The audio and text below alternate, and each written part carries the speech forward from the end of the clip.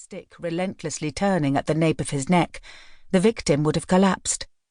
And still the noose tautened, carving a dark runnel around the unwashed neck.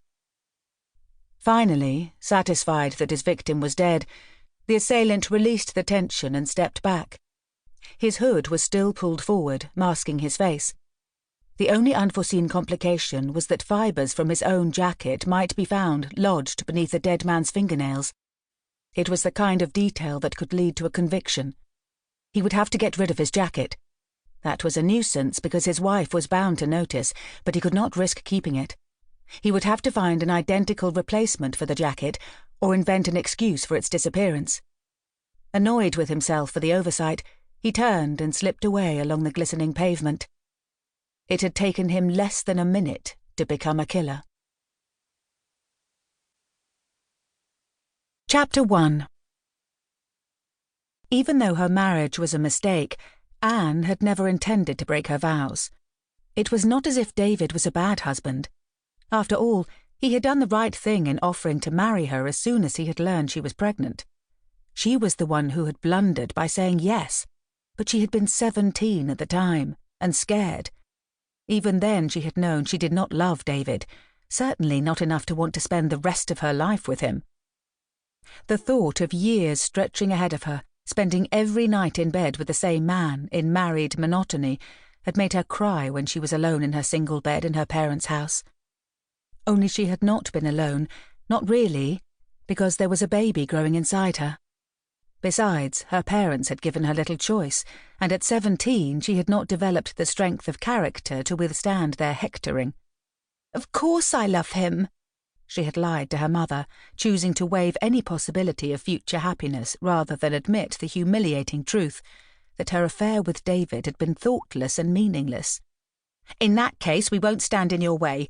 You must marry him," her mother had promptly replied, as though she wished to support her daughter's decision and was not merely concerned about what other people might think. The truth was that Anne's parents had been keen for her to marry David from the moment they learned about the pregnancy. He was a qualified lawyer, and they thought she was lucky to have found a man with a steady profession who would stand by her and take care of her and her child. If anyone had asked Anne what she really wanted, the outcome might have been very different. But everyone had been happy to go along with the marriage because, of course, there was the baby. David was not a bad man, but he was hardly the partner Anne would have chosen to spend the rest of her life with. To a naive 17-year-old, the attentions of a tall and well-spoken man in his late 30s had been exciting at first. Compared to the boys of her own age she hung around with, his maturity had been part of the attraction, and she had been flattered by his interest in her. Before long, she realized the problem. It was not just that he was 20 years older than her, but he was boring. Right from the start, he had barely said a word when they were together. He seemed to want to speak to her. Sometimes she caught him looking at her with unnerving intensity, but when she challenged him, he would stammer and look away. What she had at first tolerated as shyness became tedious. Looking back over the years, it was hardly surprising that one of them would end up being unfaithful, but she had not expected it would be her. Her only justification for having embarked on an affair at all was that since the age of 18 her life had been filled with nappies and teething rings, trips to the doctors, leaking washing machines, cooking, cleaning, packing for holidays, and homework. Not that she regretted having her daughter.